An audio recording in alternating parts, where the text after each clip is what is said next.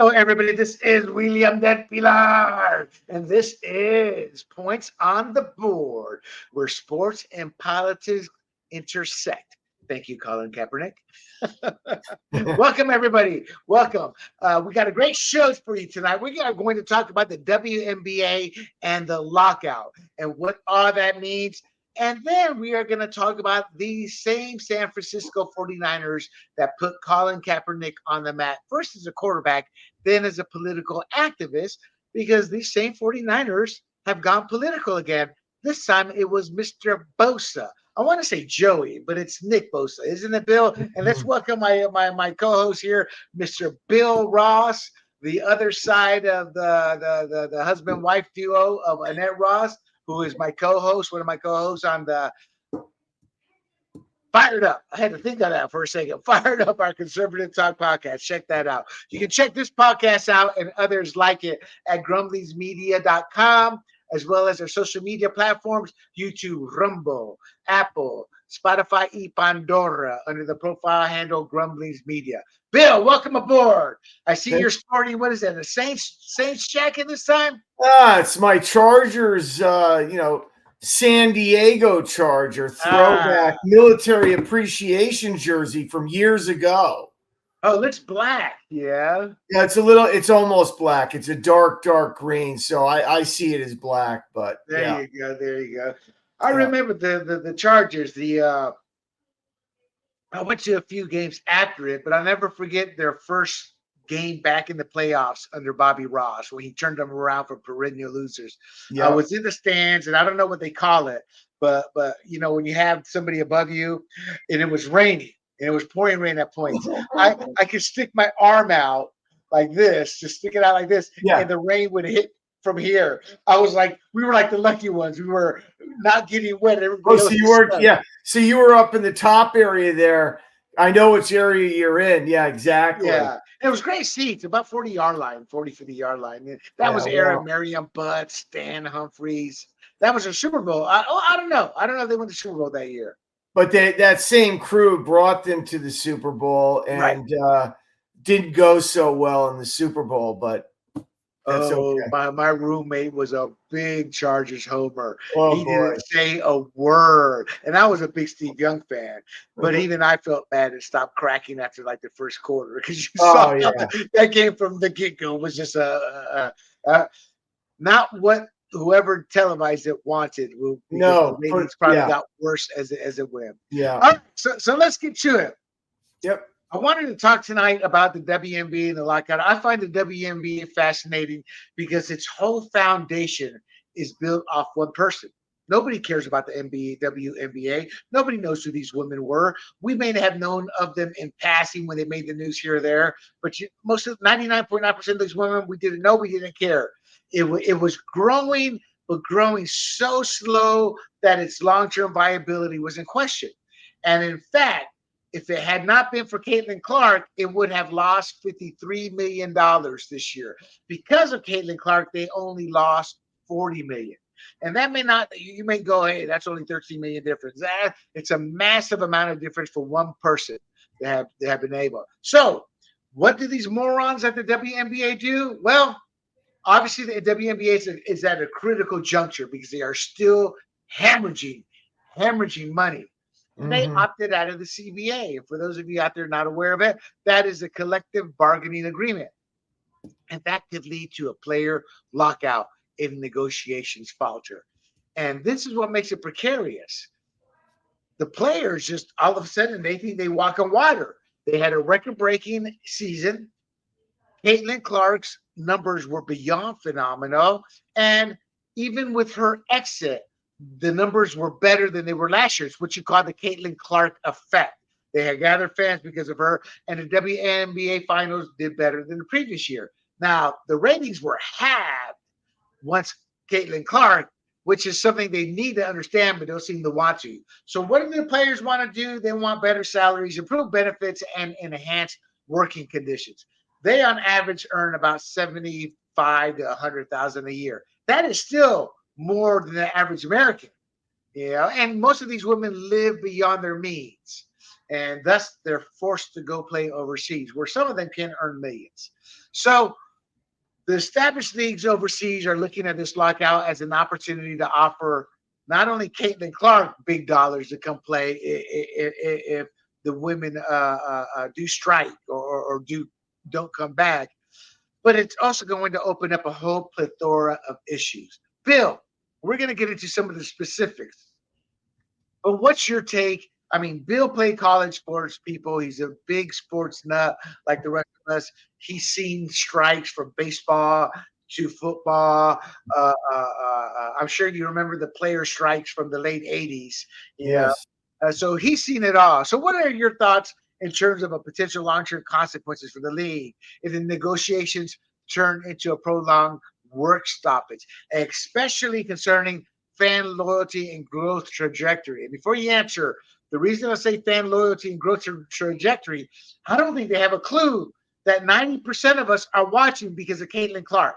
They try to create these manufactured rivalries that aren't there. Right. We are watching for one player. So what are your thoughts about the long-term consequences?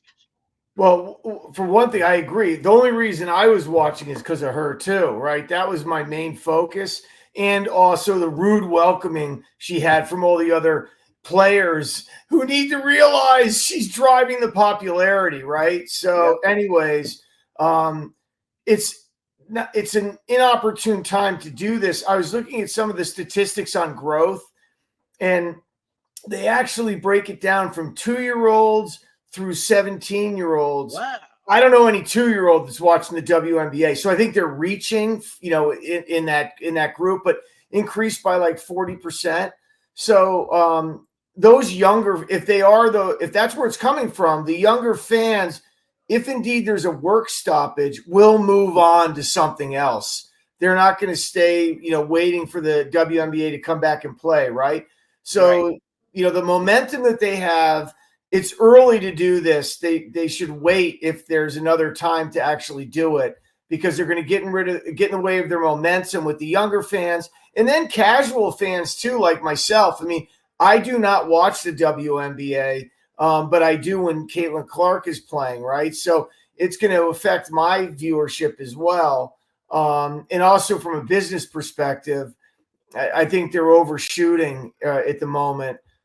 So I think the long-term consequences are negative because you need your fan base and you need to keep riding that wave and increasing the popularity and get out of the red. I mean, they're still in the red. So if you maintain that, your league won't be around that long. And then all these other leagues, as you said, around the world will cherry pick these players away because they want to make a living. So, if they have better opportunities, they're going to move on.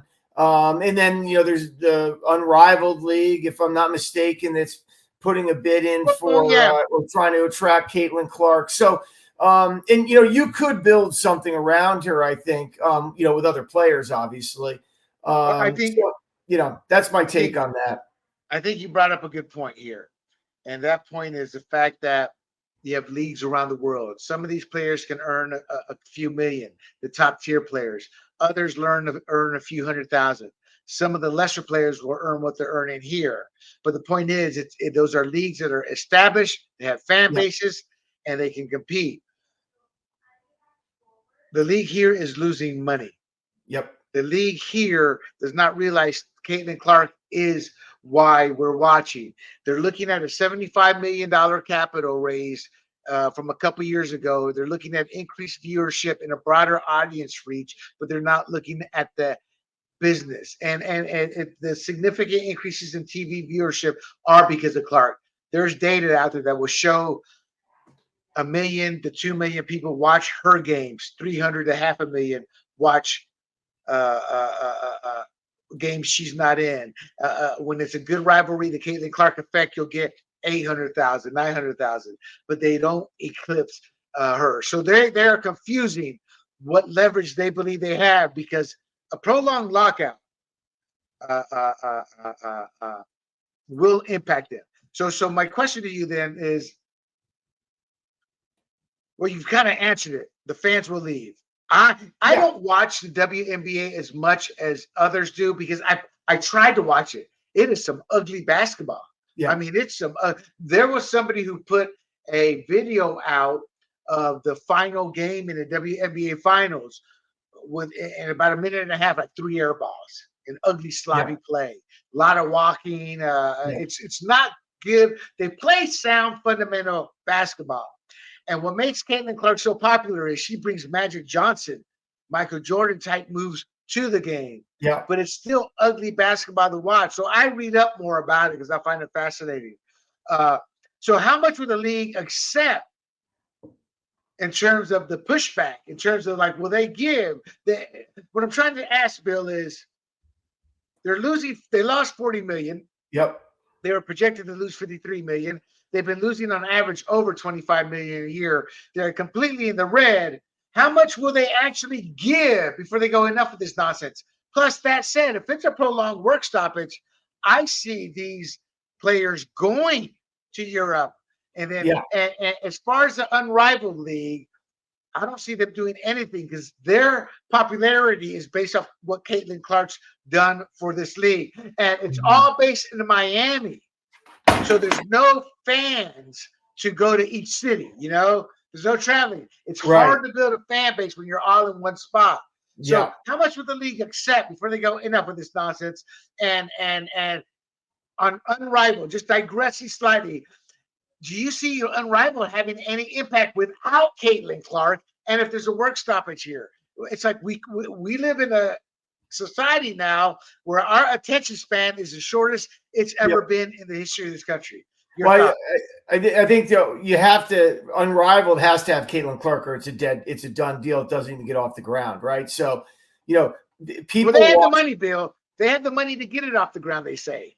Well, they might be able to get it off the ground, but continuing the fluid forward motion without her, you need a couple people like that to start and create that buzz that they can continue throughout the season, right? So they need her. So if they don't, then they might have the funding, but they have to do it with stars to start. Sort of like the USFL. Herschel Walker was an example I'll use. The Generals and Trump got Herschel Walker to go to the USFL first, and that was a huge moment because it created a lot of buzz right away, and people watched because of that, right? And there were other players too, but so anyways, going back to the Unrivaled, I think you need Caitlin Clark. I don't think they're gonna put up with much, because if they give too much, the league fails anyway, right? I mean, it'll end up. See, exactly, Bill. This isn't like the NFL where there's billions in jeopardy of being lost, because the TV agreements are like work stoppage or anything happens, they get payback in like free advertising, and that's what that costs the league. Okay, gotcha. So, now, how important is it for the WNBA to have Caitlin Clark actively involved in pushing and pressing and using her leverage to help the WNBPA, the WNBP, the Women's National Basketball Players Association? If she sits it out and golfs, she's got her $30 million shoe deal. She can go play for the high end of the contract, 4 or 5, 10 million, overseas. How crucial is it for them to get Caitlin Clark involved in these talks, or does it matter? Well, I think she needs to be involved, because if she's not, you don't want her disappearing, right? I mean, you want to keep her engaged, I think, because, quite frankly, she's doing the league a favor, I think, to some degree, right? I mean, I know she wants to be in the States, but she has the shoe deals. She has other sponsorships that bring in revenue for her, and she can make a lot more money going somewhere else. So I think you do need to keep her involved in the process, to try to come out with one. It keeps the fans interested if she's involved. So if her name is out, it keeps them engaged, right, through the process. And if not, I think it really weakens their position as well. The problem is with the league is they are in the red. Like you said, it's not the NFL. So they have to take a stand at some point. And the players are the ones that are going to have to bend more. They don't think so right now, but they're the ones who are going to have to bend, because if there's no league, then there's nowhere to play. And for some of them, they can move on and play in other leagues around the world, but most of them can't, I'm going to guess, cannot go to other leagues, right? So you're going to have your superstars move on. No one's going to watch, the league without superstars. So, it's in the best interest of both parties to get it resolved fairly quickly. But I don't see a whole lot changing, with the new agreement. Right. I agree. Right now, ooh, what happened? I'm sorry. I'm like, where'd my notes go? I moved them here for Bosa notes, but we're gonna get the Bosa here in a second. Okay, so right now the league the WNBPA aims to secure a fair share of the business players that bill. Again, the business is in the red. That the owners aren't gonna like. You want us to cut what we're bringing in with you guys when we're already in the red? What are you going to do to contribute financially to this? That's problem number one. They also call this a defining moment for the WNBA and progress, quote, progress in general. That's another term for y'all are racist unless you give us a cut of the pie. And that's pretty much what it means. Then the WNBPA executive director said that the players are opting out to fully professionalize the league. That's Bush League play for one thing. Two, 40 million again. I'm gonna keep going to that all night because they don't seem to understand. So this guy Ogu Agwumiki, he talks about transformational change. How do you create transformational change when you're in the red? And what in your that's how I took it in terms of professionalizing the league. To me, they're just being greedy ass players with no legitimate points. Then they said it's a defining moment in progress. To me, that's code for the race card, and that won't go well long term with the players. No. And I think they need to tread carefully there because the most popular player that they need for this to succeed has had more than her fair share of racist hate towards her by players and the media. Monica McNutt, the ESPN analyst, came out and said the league is queer and black and should remain so. Period. End of story. So to me, it's like they have no clue right now, and they're reaching. Those are my takes, Bill. I'm not putting my words in your mouth. I just want to hear what are your takes in terms of the defining moment. They want to professionalize the league. They need progress. Well, I'm not even sure what that means. I mean, they have a league. It's a professional league. The only way you do that is by the league getting better players, better games, better play, so to speak. So that's how it gets better. And then there's expansion. They're overvaluing, the whole situation, right? I mean, they're really good basketball players. They're great basketball players, some good, some okay. But the league is not really relevant. I'm going to say this. It's not a relevant league when compared to other professional leagues. So, and it's in the red. Like you said, there are baseball fans that will not watch baseball anymore because of the baseball strike, right? That's baseball. Right. That's baseball, right? So, I mean, let's break it down. You think anybody's going to stay with the WNBA if they just see the players, being snarky and feeling like they're worth more than they're being paid and on and on and on? It's not going to work. The league will not survive. So the league has to play hardball with the players. And here's some of the problems. They want increased salary caps in correlation with TV deals. Again, 40 million in the red. The TV deal needs them to get out of the red. They want improved pension and back pay. If this league goes under, where are they going to get that from?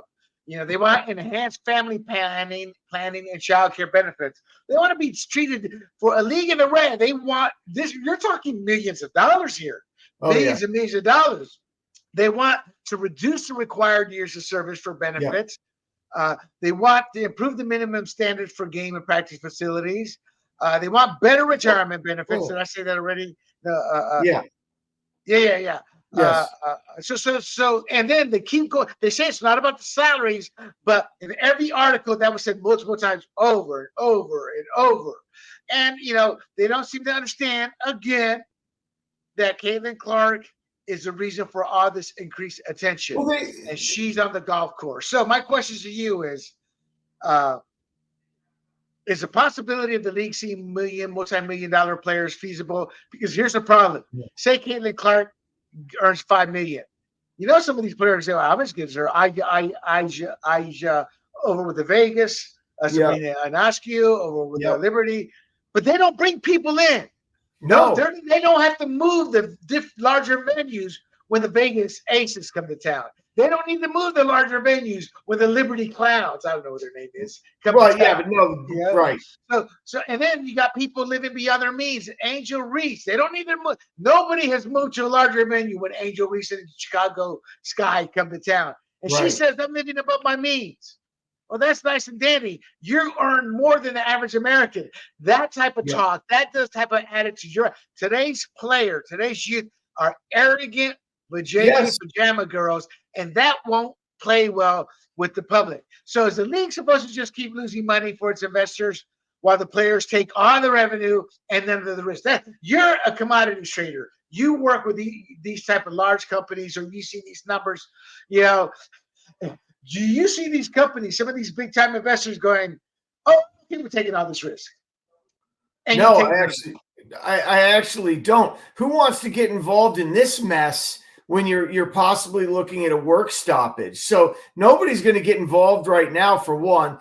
Two, the stats or the wants that you just went through.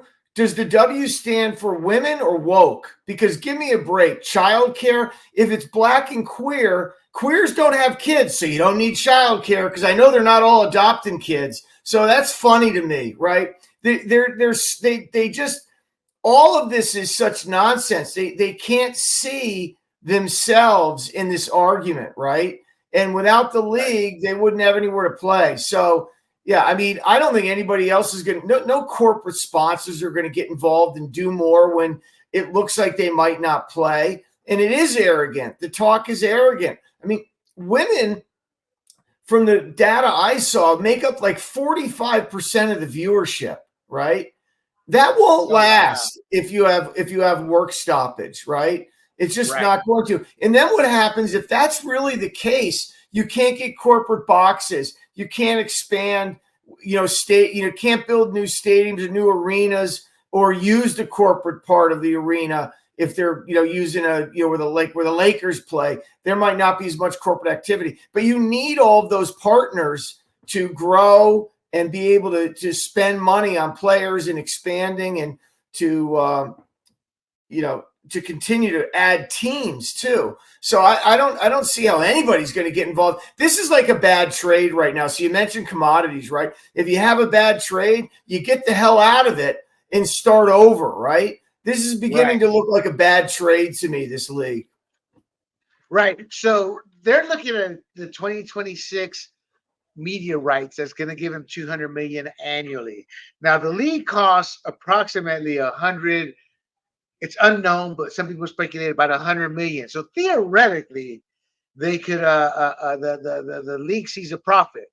But these leagues pay taxes, so that 200 million annually gets whacked to about 100 million. So you're talking about the league finally maybe breaking even, but that's temporary because the ratings will eventually plateau. Caitlin Clark can't play in every game, and the hatred toward, I mean, she may not last the way they try to take her out. She had 17 flagrant fouls against her last season, the most of any player. And they didn't protect her. You know what's so amazing about it is it's talking about reverse racism. They didn't really even protect her. Her players didn't always protect her. The officiate, they didn't protect her. The league didn't protect her. It was a complete joke. Exactly. I guarantee you the league will protect her now because of course. There's also concerns with how that $200 million number came out. And the WNBPA says, oh, you guys are undervaluing the league. Y'all have been losing a minimum of 25 million a year. Yeah. And now you're talking expansion, more players. So this is easily 100 million a year. Now, again, according to the Athletic, it's a great site. It's old school reporting there. I hate and loathe the New York Times with the Athletic, and they're all leftists over there. Actually, I'd say about 40% of the reporters I was cutting checks to 15 years ago when they were up and comers. You know, Right. it's fun. I went through about 200 reporters. It's funny how I see all their names. None of them will return a call, you know, because they come out as conservative. Isn't that they've stopped following me, et cetera, et cetera. But so the distribution of media rights revenue to teams is also unclear. So they're making a lot of assumptions, you know. Well, they're making a lot of assumptions. I didn't mean to cut you off, but I mean, media rights, I mean, that can change, right? I mean, that's a huge assumption that you're going to have $200 million for media rights. I mean, who's covering it? I mean, ESPN, right? I don't see any other networks diving in with big dollars to take it away from ESPN, because one of the things that happens with these leagues is when they go to bid, right? The bidding between networks increases the value of the league because the winner is paying more than the previous deal that was made, right? And so now they share these deals because they're so large. I don't think there's 5 networks jumping in to cover the WNBA and take away from other things that they'll be putting on television. Well, the problem here is that ESPN was paying about $60 million per year. Yeah. And they went to $200 million, all because of Caitlin Clark. Right. To me, this is a gross negligence on whoever negotiated that deal. And ESPN has done this in the past. But if they don't, but I bet you if they don't have, there's got to be something in that contract. Well, there are. There's if they go through a work stoppage, that's not going to happen, right? Like, so it's going to be really interesting to see how that pans out. But you can't just assume that's coming, because you need to be playing to get that. Exactly. I got an idea for you. For you, William. You want to hear it? What's that? Get a 7-foot guy who thinks he's a woman and let her play in that, or him in that league. You think they'll be happy? I'd love to see their response to that. Let's get a 7-footer. Right? That will cause some entertainment. Maybe there'll be more people watching when that happens. I won't watch, but I bet you get some other things happening. I mean, I'd love to hear their reaction to that with all this woke nonsense in their wants. How about we do that and see how they respond to it? You know, and like I said, there could be a league that will step up and pay Caitlin Clark $10 million a year. Yeah. And draw the fans, especially a European league. You know, there's a handful of leagues that you know, that's how the demand. I think this is, I mean, she's a reason for attracting viewers. She's a reason for increasing merchandise sales. She had a record-breaking impact during her rookie season. Yep. The irony again lies in the envy, jealousy, and yes, racial hate toward her from other players due to her success. And they're fighting it, meaning they're denying all this. They came, you know, they come out and say, "Oh no, you're watching because of these players." No, we're not. You know, we don't like you asking these questions when it comes towards how the league, women in the league are attacking Caitlin Clark. You can't be asking weapon. It's like they're handling this in a nightmare fashion. And eventually something could happen. And she goes, screw this, I'm out here. A flagrant foul, injury. If she gets injured in a season, the numbers are going to drop. So I think ESPN will regret this contract. And like you said, there's probably safeguards in there. So but her dream was to play in the WNBA. She's played in it. You know, she's played in it. So at what point does her side go, look, you got a nice $30 million contract, but that's only $15 million after taxes. You're not making squat. You have a chance now to set yourself up with generational wealth if you go over here and play for $10 million guaranteed for like 5 years, you know, or 20 years. I'm not sorry, or 20 million. There will be a bidding war for her if she allows it to happen. What are your final words on this, Mr. Bill? Well, I agree with you on the bidding war. I think, as always, people are overvaluing themselves. So the players are overvaluing themselves. The league's going to have to take a hard stance to stay in business, you know, or there is no talk, and it's all wasted time. So, it's not, the league is not important to sports fans as they think it is, right? In general, I'm talking about. And if you're relying on women to keep watching at a 45% rate, I think you're in trouble too. Because as those women get older, they're not watching as much, because it seems to me that they're using this demographic of 2, which is a bizarre place to start, 2 and 17, right? So I think that they're in big trouble if this actually ends up creating a work stoppage. And it's the best interest for the players and the league to not have that happen, and come up with some kind of agreement. But I think the league has the edge against the players in this whole situation. I agree. I agree. Do you think that this will be a prolonged strike, or do you think they're actually going to be able to negotiate something? I think it's going to actually stop. I think they're going to have work stoppage because the players are so arrogant and they think they're so self-important from what I'm hearing in all the banter, right? Which is not what you would hear from Caitlin Clark. That's one of the things that's so interesting is she's well-rounded. She's, a role model on the court, off the court, keeps things clean, so to speak. But these other players don't. So they're out of their minds. So I think there is going to be a work stoppage. I agree also. I believe there will be a work stoppage. This is going to deal with the patience of its investors. Since its inception, the league has lost approximately $400 million. Yeah, right. So this isn't about, hey, you got a new TV contract. It's like, no, we need to make back our $400 million. Right. So we will keep you guys updated on this storyline. And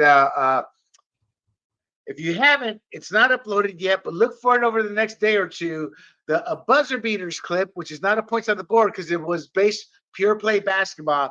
Bill, I gave my pitch for why the WNBA Indiana Fever need to lure former bad boy Bill Lambier out of retirement. 2 world champions with the championships with the Detroit Pistons. Yes. 3 WNBA championships as a WNBA head coach and 4 finals, including 30 playoff wins on 21 losses. The man's a winner. They need to bring him out of retirement. You know why?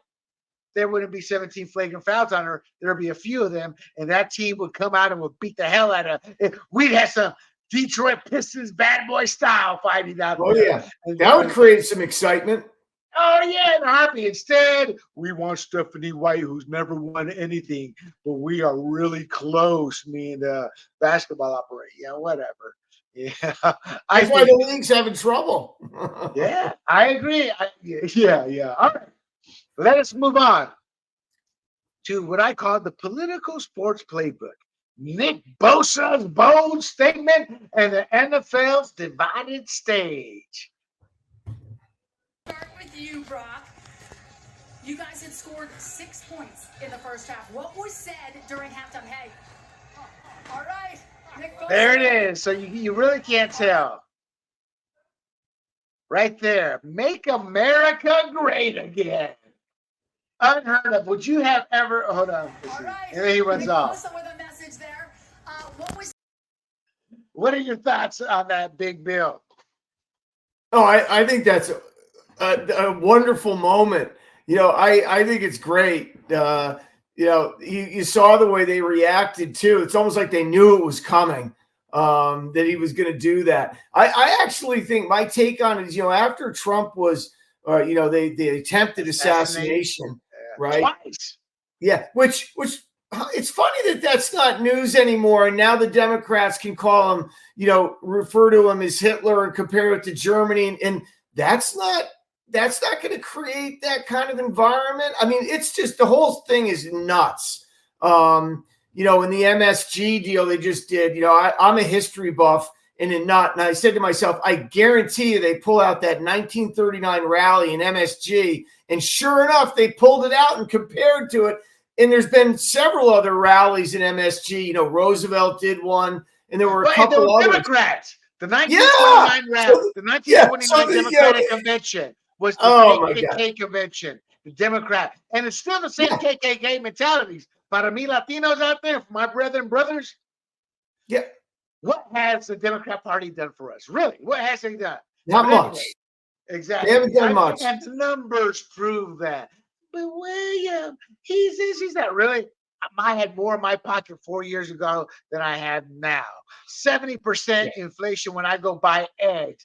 I can't make my eggs anymore, people. No, it's a complete joke. So I love the fact that he did it.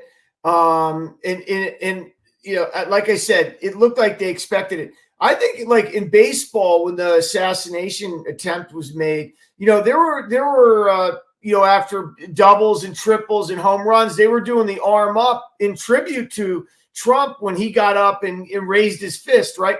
So athletes in general, I believe in general, are sick and tired, and this drives it, are sick and tired of men pretending to be women and playing in women's sports. And I think that drives a lot of this, this momentum where you're seeing athletes come out and be a little bit more vocal about their position on things, because, that drives me crazy as an athlete, right? And then you see all the other nonsense that's coming on. So I think it's terrific. Let it fly. Let everybody put the MAGA hat on or whatever they want to put on. Colin Kaepernick took a knee. Is he playing in the league anymore? No, he's not. It wasn't collusion. He's a pain in the ass. He wasn't playing in the league because he just did not grow as a quarterback. All right. Well, so he wasn't that good. Yeah, he photobombed. Well, he never grew. He never learned how to read. He kept trying to do things with his legs, and there was only one team that kept falling for it. That was the Packers. So Nick Bosa, he photobombed them, as we saw. He pointed to the hat, as we saw. And Melissa Stark acknowledged Bosa's message. She acknowledged it because she didn't know what to say or do. That's today's journalism, Right. So my question to you, Bill, how might Bosa's actions impact team dynamics and public perception of the 49ers? Well, I don't think it's going to do anything with team dynamics, because I think there's enough players on that team where let's make America great again too, right? So that's going to balance that out. He's not an oddball on the team. I can guarantee you that. Okay, right? So that's going to push that out the window. I don't think that's going to be a problem. Fair enough. In the locker room at all. What about the public perception, considering it's San Francisco, not only the gayest city in the country, but also the most leftist city in the country? So maybe it balances the city off a little bit. I don't know. I mean, I think that the city might get upset, or some people might get upset, but I don't think that there's going to be a lot of pushback when it comes to that. It's a game. He had the hat on. He photobombed the interview. That's his, that's his right to do. I know the NFL has their rules and regulations that they, didn't enforce for BLM, and now let's see, are they going to enforce it for this? I mean, the NFL does things like that. You and I have talked about that before, but I don't think there's going to be a lot made of it. I think it's going to, go away or continue, and I hope it does. I hope somebody puts MAGA on the back of their helmet. I mean, they can put peace and love. Let's put MAGA on the back too. Strap the, who would have done that is Jim McMahon would have put the headband on with MAGA on every it, right? week. Every week he was fined for it too. Yeah. Now, Bosa was asked about this political statement on national TV, and he just said, it's an important time, meaning the importance of this election. And he didn't elaborate. Now, the question that I have, which I have my answer, is should athletes use their platform for political statements, and what are the potential consequences? There was none for Colin Kaepernick, so there should be none here. Real quick, what are your thoughts on that? No, I agree. There shouldn't be anything. I mean, you have to be balanced both sides. I wouldn't be surprised if they did something, because it's the NFL. And they've bent a lot and turned into a different league. But I don't think anything should happen. I agree. Okay. So the NFL has, again, you already talked about it. The NFL has rules about players wearing league-approved merchandise during the interviews. They did not fine people who wore BLM garbage. Should they? I think they're going to try to find them. Yeah, I think they're going to. Yeah, I agree. I agree that they're going to try to find them or try to do something. Maybe it'll be a slap on the wrist fine or something like that. But I bet you they come up with some way to try to do something. Right. And for the audience out there who may disagree with me, what did 2 years, $2 billion worth of property damage, people murdered, maimed, injured, what did that do for the Black community? Look at your wallets today. Look at the inflation rate today. Look at the jobs reports today. Look at everything. But then look at the Democrats, those in power. They're earning much more, and they've had their way, And what did they do to reward you? They're bringing in illegal immigrants by the millions to replace you. So that's why I viewed BLM with disdain. They use you, people. They use you. So, Bill, Bosa did, and those are my words, not Bill's, but Bosa did acknowledge it's a little easier nowadays to express such views. He mentioned there's a different climate. What do you think attributed to that? But do you think this is going to make more athletes just across the board more comfortable to come out for Trump? Oh, I think so for sure. I mean, Buckner, the kicker for KC, took a lot of grief, and the further down the chain you get, the less grief is given, right? Because it gives more people the power to come out and do that. So I think that more people will definitely come out, and show their true colors when it comes to that topic, because it is a very important time. It really is. Right. And speaking of that, he has received support from some studs. Yep. Former Bear star, if he's not in the Hall of Fame yet, I assume he is. It's been 5 years. Brian Urlacher, he shows support for Bosa. Urlacher commented, "Make America Great Again" with 2 American flag emojis on Bosa's Instagram post. And Urlacher has been a Trump supporter since his first presidency. In fact, Trump kind of pardoned, I think, his brother Casey. As you stated, Harrison Butker came out and endorsed Trump for the 2024 election, and Lawrence Taylor and Otis Anderson. Lawrence Taylor, one of the all-time great linebackers.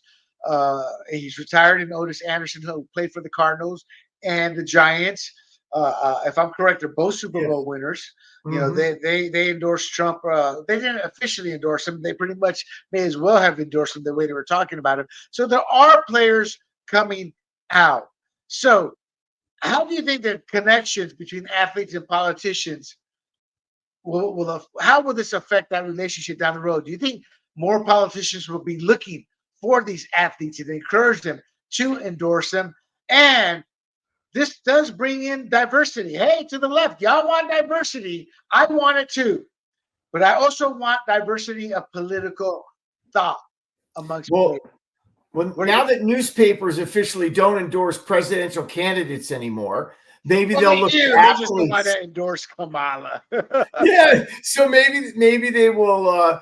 Yeah, that's right. Maybe they will look to athletes. I mean, the pendulum is swung so far to the left that I think it finally pushed people, like the athletes and whatnot, who are silent most of the time. And you hear the phonies in Hollywood and all these singers and guys like Robert De Niro. I won't watch another one of his freaking films ever. He's an idiot.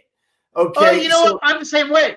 If you come out with that much vitriol, it's like that Reacher guy, the guy who plays Reacher. I love that show. I'm like, you're on your own. I'm not going to watch another episode. I mean, first of all, the people in Hollywood, talking about people who believe they're more important than they really are, all of them, right? So you have them talking, you have the entertainers talking, all of these people, excuse me.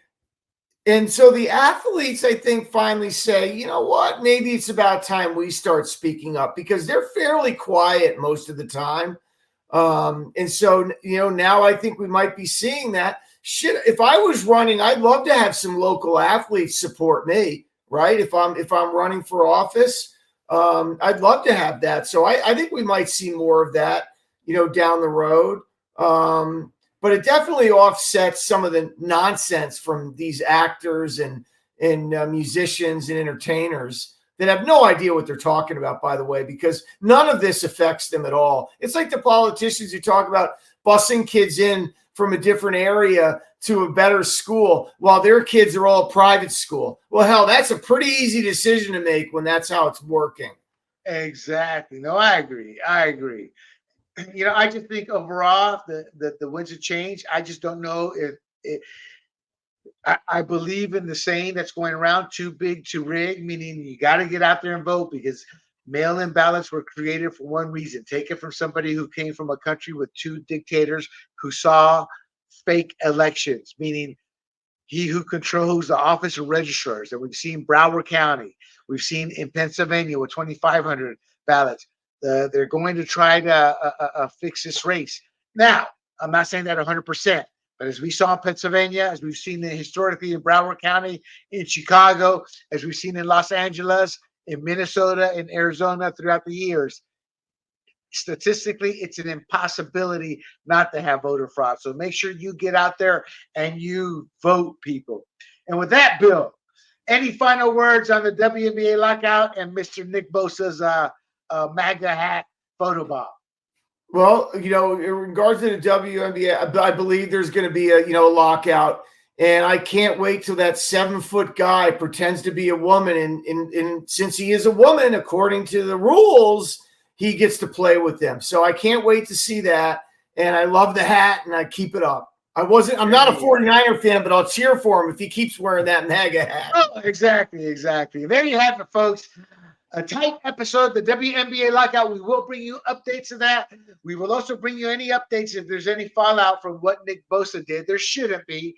But then again, we live in a hypocritical society. After all, it's Democrats who say Trump is fascist, Trump is Nazi. Yet everything the Democrats have done to take away our freedom, to take away our guns, to take away our First Amendment by saying we don't have the right to it. Oh, that's fascism, people. Para mí, Latinos, look in the mirror and understand what they're telling you and think about what they're telling you. This has been a Points on the Board broadcast for Mr. Bill Ross and myself, William Del Pilar. Before I forget, check this podcast and others out at grumblingsmedia.com, as well as our social media platforms, YouTube, Apple, Pandora, and Spotify. And do not forget to like, share, and most importantly, subscribe to this podcast. Thank you so much, everybody. Once again, this is William Del Pilar for Bill Ross. This has been a Points on the Board production. And until next time, we both bid you adieu. Hey everybody, this is Big John from Grumblings Media, and I just want to say thank you for watching our content. If you want to support our efforts here at Grumblings Media, just smash the subscribe button right here, totally free, or just go ahead and consume more of our great content. Click either one of these two boxes.